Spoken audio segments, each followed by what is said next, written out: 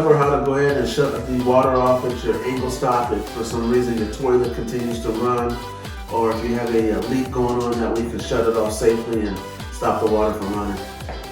So you'll see right here, here's our toilet bowl, our toilet tank. Right down here will be your angle stop. And right now we have the water open.